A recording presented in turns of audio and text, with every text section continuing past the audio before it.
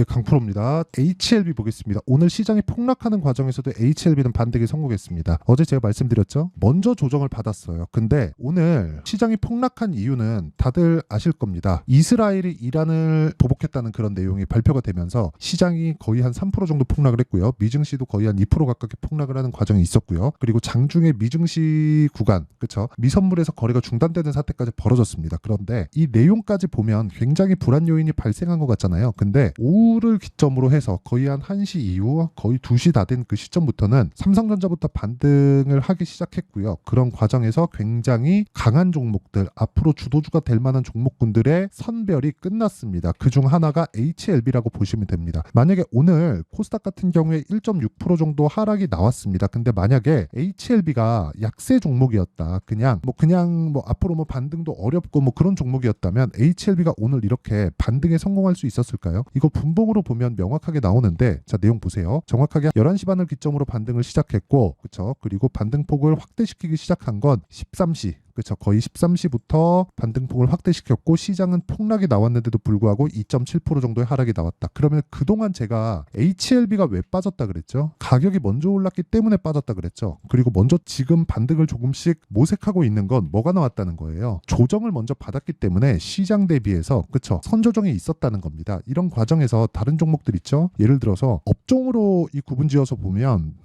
반도체 종목군들 중에서도 선별적인 움직임이 나왔습니다. 예를 들어서 STI, 그쵸? STI 같은 경우에도 보면 어떤 식이 됐습니까? 오늘자로만 보면 9.6%가 빠졌죠. 근데 반도체 종목임에도 불구하고 3월 초 이후에 시세를 못 내다가 어저께까지 반등을 했고 오늘, 그쵸, 다시 매물 소화 구간에 들어갔습니다.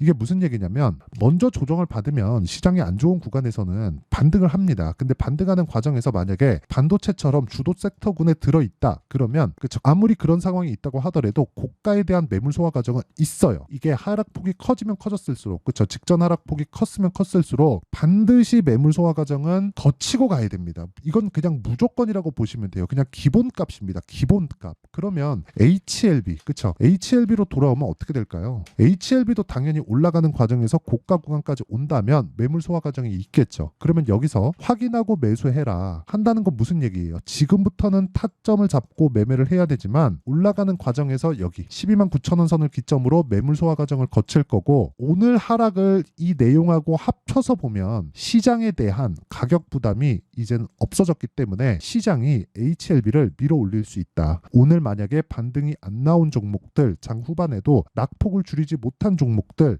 이런 종목들은 시장이 반등 나와도 어려워질 수 있습니다. 그쵸? 근데 HLB 같은 종목들은 뭐예요? 시장이 장중에, 그쵸, 반등하는 과정에서 동일하게 강세를 보였고 종가 기준에서 코스닥이 1.6% 빠졌는데도 불구하고 2.7% 강세 마감이 되었다는 점은 앞으로도 주도주가 될 수 있는 가능성을 오늘 보고 넘어갔다고 보시면 됩니다. 이게 오늘 이야기를 드리는 핵심이에요. 자, 환율이 급격히 올라가다 보니까 오늘, 그쵸, 오늘도 그렇고 이번 주 내내 계속 환율에 대해서 굉장히 시장에 대해서 문제를 삼고 환율이 문제다, 시장이 문제다, 시장 급락 나올 수 있다, 금융위기까지 번질 수 있다, 이런 내용들이 있었습니다. 그런데 실제 시장이 폭락 나왔을 때 HLB는 어떻게 됐나요? 안 되죠. 근데 내가 만약에 이쪽 구간에서 잡았다면 한 번은 싸게 잡을 수 있지만 이런 구간이 계속해서 반복되면, 그쵸, 모두 맞출 수 없기 때문에 확인하는 과정을 거치고 매매를 해야 됐다고 이야기를 드리는 거고, 오늘자 기준에서 시장이 내릴 수 있는 폭, 그리고 시장이 보여줄 수 있는, 즉 전쟁이 확전되었을 때 시장이 보여줄 수 있는 모든 내용들이 다 나왔기 때문에 우리는 HLB를 그냥 기준 잡고, 그렇죠, 잡혀있는 스케줄에 맞게 매매만 이어가면 된다. 하지만 이격이 벌어지거나 고가 저항 구간에 있을 때 물량을 줄이고 내가 타점을 꾸준하게 잡아가야 되는 노력 정도는 필요하다.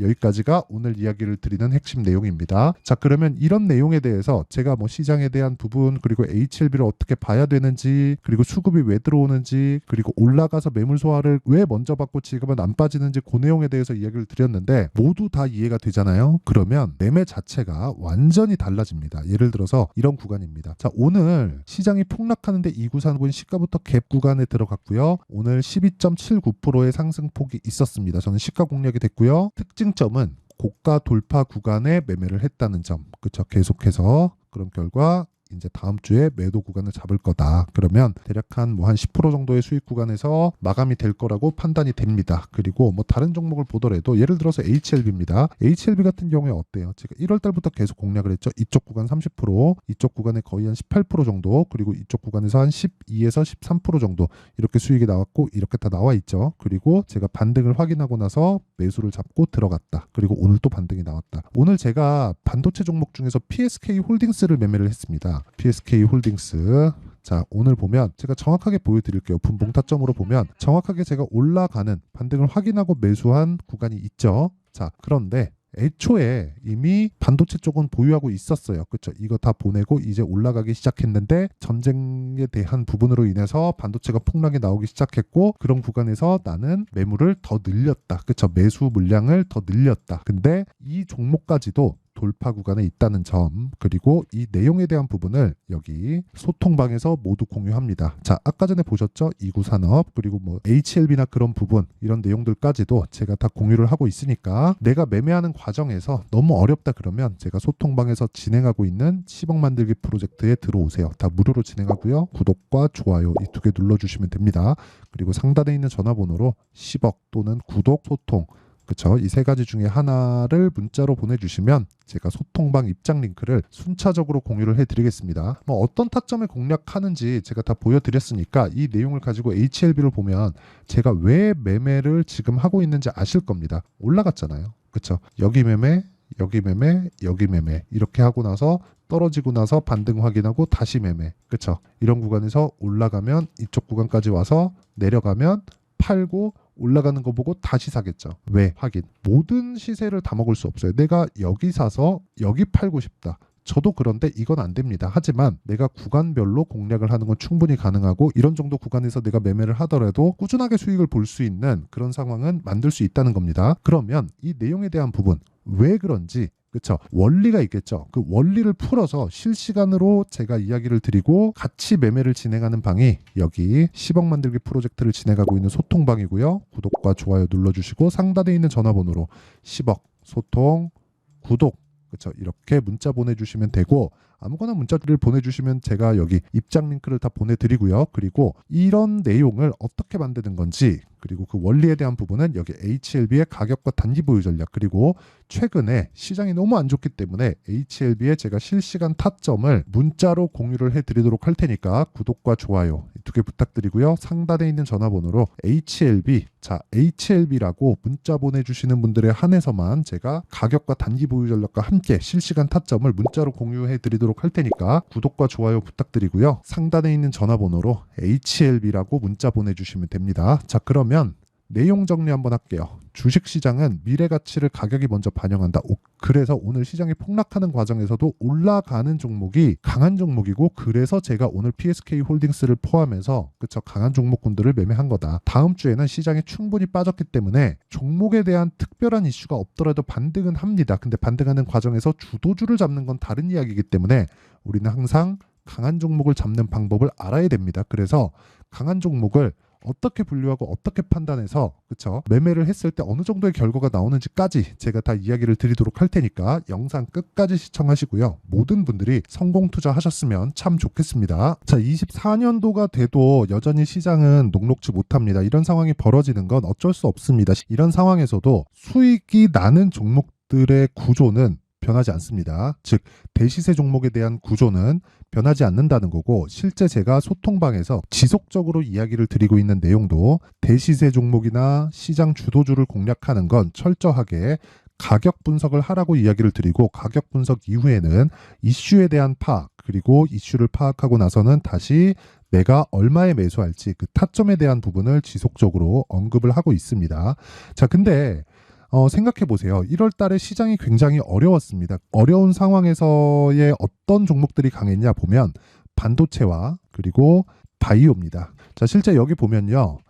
HLB에 제가 실제 매매한 내용을 띄워놓고 보여드리고 있는데 1월 22일부터 매매를 시작해서 4일 동안 31%의 수익 마감이 됐고요. 그리고 여전히 신고가 종목입니다. 자, 그리고 그 다음 어보브 반도체 이름을 보시다시피 반도체 종목이죠. 그리고 AI 반도체는 지속적으로 강세를 보이고 있습니다. 이 종목도 신고가를 먼저 달성한 이후에 제가 21%의 단기간에 21%의 큰 수익을 내고 마감이 됐습니다. 다시 재공략을 준비하고 있고 이런 부분은 소통방에서 다 공유를 해드립니다. 자, 그리고 그 다음 코세스. 자, 코세스 같은 종목도 당연히 그쵸, 신고가 종목이고요. 그리고 반도체 종목입니다. 이 종목도 영업일 기준에서 이틀 동안 대략 한 15%의 수익 마감이 됐습니다. 내용을 한번 보시면 어떻습니까? HLB를 포함해서 뭐 30%, 20%, 뭐 15% 이런 식의 수익이 지속적으로 발생하고 있는데 이 세 종목 모두 다 신고가 종목이고 1월 달에 시장이 약세를 보이고 있는 구간에서도 강했었던 그런 종목입니다. 특징점이 하나 있는데 그 이슈에 앞서서 가격이 먼저 반영했다는 거죠. 자, 근데 그게 기업 밸류업 프로그램이라고 하죠. 그 종목들도 마찬가지입니다. 오늘은 그 부분에 대해서 이야기를 드릴 텐데 그렇게 제가 가격을 먼저 보고 이슈에 대해서 파악하는 이유는 결과적으로는 큰 시세를 먹기 위한 사전 준비 작업입니다. 실제로 큰 시세를 먹기 위해서 사전 준비 작업을 했을 때 여기 레인보우 로보틱스 127% 그리고 ISC 98% 그리고 한미반도체 97%의 큰 수익을 내는 상황을 만들 수 있습니다. 어떤 식으로 소통방에서 진행됐는지 그쵸, 그 상황을 제가 이야기를 드린 건데 이런 상황도요 당연히 신고가를 공략했을 때 가능한 겁니다. 자, 그러면 이번에도 마찬가지입니다. 그쵸, 정부 주도의 코리아 디스카운트 해소 방안이 2월 달에 발표를 하고요. 그리고 2월 달에 발표된 내용을 토대로 주가가 움직이는 게 아니라 이미 움직인 내용이 있죠. 실제 이 내용은 크게 중요한 게 아니라는 겁니다. 실제 움직인 내용을 보면 자, 기아차입니다. 실제로 12월 달에 신고가를 만들어 놓고 정부에서 입김을 불어 넣으니까 순식간에 기아차를 포함해서 현대차 같은 거대 기업들의 주가가 2주도 채 되지 않아서 40% 정도의 큰 시세를 냅니다. 자, 그러면 우리는 어떤 종목을 봐야 될까요? 이슈를 파악해야 되는 것도 맞지만 철저하게 가격에 맞춰서 매매를 해야 되는 게 당연히 중요합니다. 정부가 주도하는 정책 방향이 있겠죠. 그 방향에 맞춰서 우리가 종목을 찾을 필요가 있다. 자, 그러면 답이 나왔습니다. 정부가 주도하는 방향에 맞춰서 제2의 기아차를 찾는 게 지금은 중요하다. 근데 정부 정책의 방향에 맞게 가자. 그랬을 때 앞서서 제가 보여드렸었던 내용인 여기 레인보우 로보틱스 127% 그리고 ISC 98% 그리고 한미반도체 97%와 같은 수익을 낼 수 있습니다. 물론 시간에 대한 부분은 최소 2주의 시간이 필요하고요. 그리고 최장 3개월 안에 끝내야 됩니다. 자, 기아차의 시세를 보셨던 것과 같이 2월 달에 정부 정책의 방향이 결정되고요. 바로 3월 달이면 시행입니다. 자, 그러면 우리는 거기에 맞춰서 당연히 종목을 찾아야 되고 제가 제2의 기아차를 찾아놨습니다. 제가 아까 전에 소통방에서 이야기를 드렸었던 내용 다 공개를 해드렸는데 그 내용처럼 종목만 받고 싶다 하시는 분들은요. 상단에 있는 제 전화번호로 대시세, 자, 대시세라고 문자를 보내주시면 정부 정책의 방향에 맞는 종목을 모든 분들에게 무료로 공개를 해드리도록 하겠습니다. 자, 제가 원하는 건 채널 성장이 목적입니다. 자, 그래서 구독과 좋아요 꼭 좀 부탁드리고요. 모든 분들이 정부 정책에 맞는 방향으로 매매를 이어가서 큰 수익 보셨으면 좋겠습니다.